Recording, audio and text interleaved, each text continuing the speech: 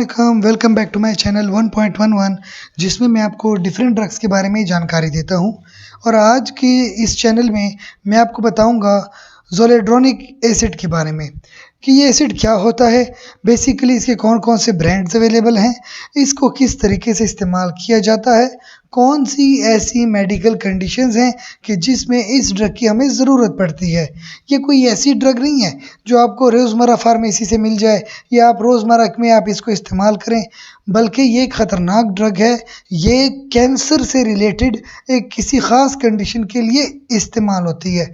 सबसे पहले तो आपको जो दिखाई दे रहा है जोलेड्रोनिक के इंजेक्शंस हैं, जो कि आपके पास 4 mg और 5 mg में अवेलेबल होते हैं। फिर इसके बाद जो आपके पास है क्लिनिकल यूजेस कि कौन सी क्लिनिकल कंडीशन है कि जिसमें जोलेड्रोनिक को इस्तेमाल किया जाता है, जिसमें आपके पास एक कंडीशन कहलाती है hyper calcaemia of malignancy. Malignancy cancer को कहते हैं। हाइपर कैल्सीमिया का मतलब कि कैल्शियम लेवल का इंक्रीज़ हो जाना, अपने नॉर्मल लेवल से कैल्शियम जब बढ़ जाती है, ख़ास करके कैंसर में, इसको कहते हैं hyper calcaemia of malignancy.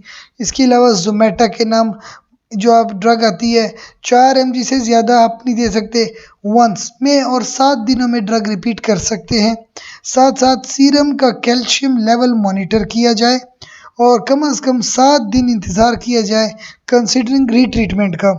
Multiple myeloma एक बीमारी है, उसमें या बोन मेटास्टेसिस में, सॉलिड ट्यूमर्स, इनमें इस ड्रग का इस्तेमाल किया जा सकता है। फिर आपके पास नेक्स्ट जो है that is called osteoporosis.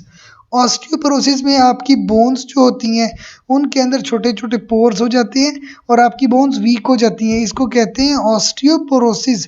Reduction in the incidence of fractures, यानी फ्रैक्चर्स अगर हो जाएं उसमें इस ड्रग का इस्तेमाल किया जा सकता है।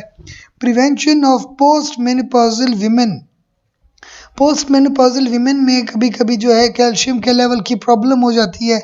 रिक्लास्ट के लिए फिर आप ड्रग लेवल यूज़ करते हैं 5 mg intravenous for more than 5 minutes और एवरी 2 ईयर्स आप ये यूज़ कर रहे हैं। इसके अलावा मर्दों में और पोस्ट मेनोपॉजल वुमेन में जो ऑलरेडी हो गया है, तो जिन लोगों को पोस्ट मेनोपॉजल वुमेन होती हैं या मर्दों में भी सिमिलर डोज आप इस्तेमाल करते हैं फॉर एवरी 15 मिनट्स।